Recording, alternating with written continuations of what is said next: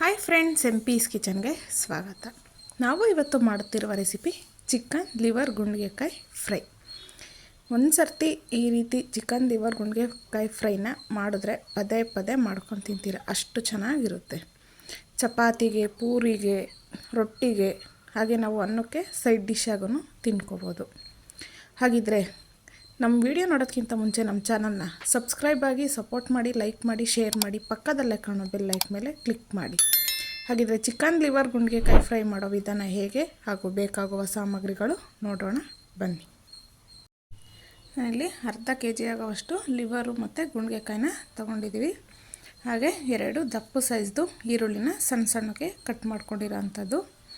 ಹಾಗೆ 1 medium size tomato, ಸ್ವಲ್ಪ ಕೊತ್ತಂಬರಿ ಸೊಪ್ಪು ಕಟ್ ಮಾಡ್ಕೊಂಡಿರೋ ಅಂಥದ್ದು, ಶುಂಠಿ ಬೆಳ್ಳುಳ್ಳಿ ಪೇಸ್ಟು, ಧನಿಯಾ ಪುಡಿ, ಚಿಟಿಕೆ ಅರಿಶಿನ, ರುಚಿಗೆ ತಕ್ಕಷ್ಟು ಖಾರದ ಪುಡಿ, 2 ಹಸಿಮೆಣಸಿನ್ಕಾಯಿ, 1 ಚಿಟಿಕೆ ಆಗೋವಷ್ಟು ಜೀರಿಗೆ ಪುಡಿ, ಹಾಗೆ ಕಾಳು ಮೆಣಸಿನ ಪುಡಿ, ರುಚಿಗೆ ತಕ್ಕಷ್ಟು ಉಪ್ಪು, ಎಣ್ಣೆ, ಸನ್ಫ್ಲವರ್ ಆಯಿಲ್.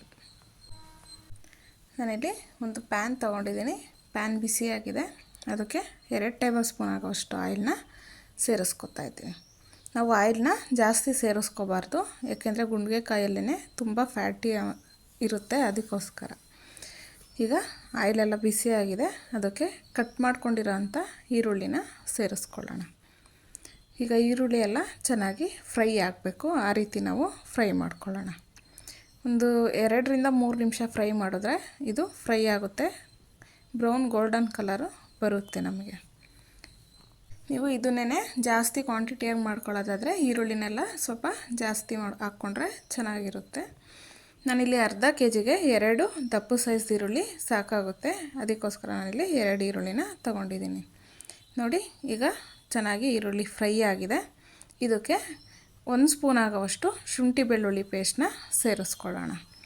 ಈಗ ಶುಂಠಿ ಬೆಳ್ಳುಳ್ಳಿ ಪೇಸ್ಟಲ್ಲಿ ಹಸಿ ವಾಸನೆ ಎಲ್ಲ ಹೋಗಬೇಕು, ಆ ರೀತಿ ಒಂದು 30 ಸೆಕೆಂಡು ಫ್ರೈ ಮಾಡಿಕೊಂಡ್ರೆ ಸಾಕಾಗುತ್ತೆ.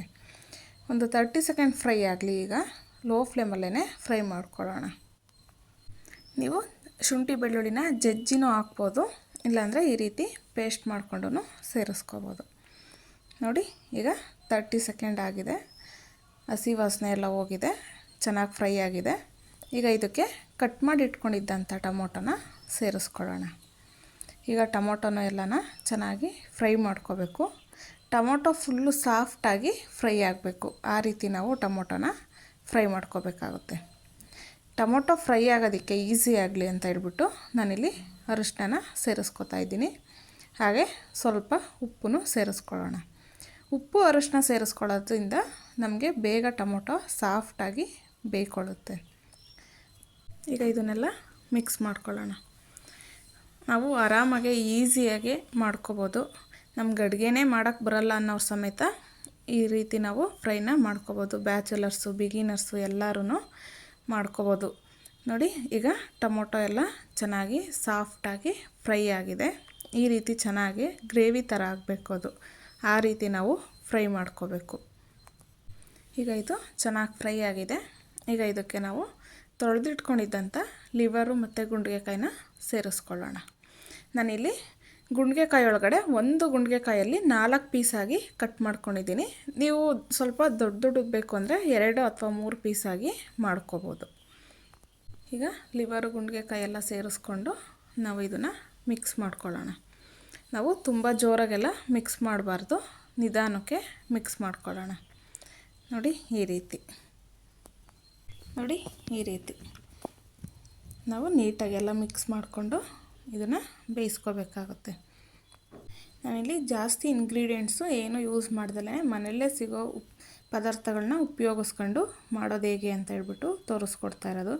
ನಾವು ತುಂಬ ಅಂಗಡಿಯಿಂದ ತರಬೇಕು ಮಾಡಬೇಕು ಅಂತ ಏನೂ ಇಲ್ಲ, ಮನೆಯಲ್ಲೇ ಸಿಗೋ ವಸ್ತುನ ಯೂಸ್ ಮಾಡಿಕೊಂಡು ನಾವು ಈ ಲಿವರ್ ಫ್ರೈನ ಮಾಡ್ಕೋಬೋದು.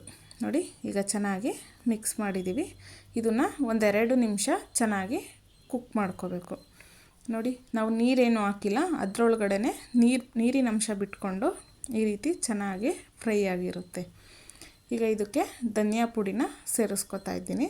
ನಾನಿಲ್ಲಿ ಜಾಸ್ತಿ ಧನಿಯಾ ಪುಡಿ ಏನೂ ಯೂಸ್ ಮಾಡಿಲ್ಲ. 1.5 ಸ್ಪೂನ್ ಆಗೋವಷ್ಟು ಧನಿಯಾ ಪುಡಿ, ಖಾರದ ಪುಡಿ. ನೀವು ಖಾರಕ್ಕೆ ಅನುಗುಣವಾಗಿ ಇದಕ್ಕೆ ಸ್ವಲ್ಪ ಖಾರ ಜಾಸ್ತಿ ಇದ್ರೇ ಚೆನ್ನಾಗಿರುತ್ತೆ, ಹಾಗಾಗಿ ನಾನಿಲ್ಲಿ ಸ್ವಲ್ಪ ಖಾರನ ಜಾಸ್ತಿನೇ ಸೇರಿಸ್ಕೊಂಡಿದ್ದೀನಿ. ಹಾಗೆ ಸ್ವಲ್ಪ ಉಪ್ಪು ಸೇರಿಸ್ಕೊಂಡು ಈಗ ಇದನ್ನೆಲ್ಲ ಚೆನ್ನಾಗಿ ಮಿಕ್ಸ್ ಮಾಡ್ಕೊಳ್ಳೋಣ. ನಾವು ಈರುಳ್ಳಿನ ಫ್ರೈ ಮಾಡಬೇಕಾದ್ರೂ ಉಪ್ಪು ಸೇರಿಸಿರ್ತೀವಿ, ಹಾಗಾಗಿ ಈಗ ನೋಡಿಕೊಂಡು ಉಪ್ಪನ್ನ ಸೇರಿಸ್ಕೊಳ್ಳಿ. ಅದಾದಮೇಲೆ ಮತ್ತೆ ಉಪ್ಪೇನಾದರೂ ಕಮ್ಮಿ ಇದ್ದರೆ ಸ್ವಲ್ಪ ಸೇರಿಸ್ಕೋಬೋದು. ನಾನಿಲ್ಲಿ ಮತ್ತೆ ಸ್ವಲ್ಪ ಉಪ್ಪನ್ನ ಸೇರಿಸ್ಕೊಂಡಿದ್ದೀನಿ, ಉಪ್ಪು ಕಮ್ಮಿ ಇತ್ತು, ಹಾಗಾಗಿ ಈಗ ಚೆನ್ನಾಗಿ ಮತ್ತೆ ಎಲ್ಲನ ಮಿಕ್ಸ್ ಮಾಡ್ಕೊಳ್ಳೋಣ. ನೋಡ್ತಾ ಇದ್ದೀರಲ್ಲ ಎಷ್ಟು ಚೆನ್ನಾಗಿ ಬಂದಿದೆ ಅಂತ ಹೇಳ್ಬಿಟ್ಟು. ನೀವು ಸೈಡ್ ಡಿಶ್ ಆಗಿ ಪೂರಿಗೆ ಚಪಾತಿಗೆಲ್ಲ ತಿನ್ನೋದಾದರೆ ಸ್ವಲ್ಪ ಗಟ್ಟಿಗೆ ಮಾಡ್ಕೊಳ್ಳಿ, ರೈಸ್ಗೆಲ್ಲ ತಿನ್ಕೊಳ್ಳೋದಾದರೆ ಸ್ವಲ್ಪ ತೆಳುವಾಗೆ ಮಾಡ್ಕೋಬೋದು.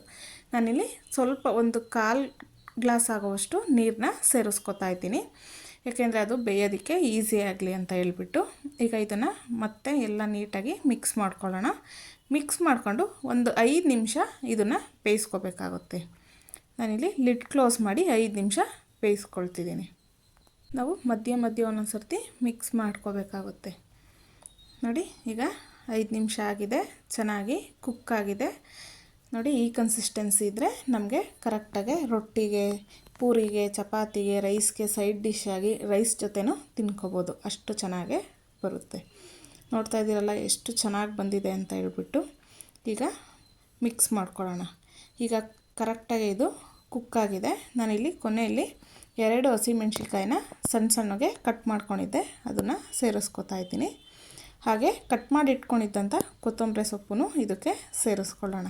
ನಾವು ಹಸಿಮೆಣ್ಸಿನ್ಕಾಯಿನ ಲಾಸ್ಟಲ್ಲಿ ಹಾಕೋದ್ರಿಂದ ಟೇಸ್ಟು ತುಂಬ ಚೆನ್ನಾಗಿ ಬರುತ್ತೆ, ನಮಗೆ ಖಾರನೂ ಜಾಸ್ತಿ ಆಗೋದಿಲ್ಲ.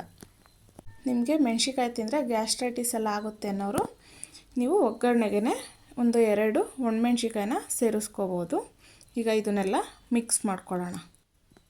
ನಾವು ಹಾಕಿರೋ ಹಸಿಮೆಣ್ಸಿನ್ಕಾಯಿ ಮತ್ತು ಕೊತ್ತಂಬರಿ ಸೊಪ್ಪು ಎಲ್ಲದಕ್ಕೂ ಹೊಂದಬೇಕು.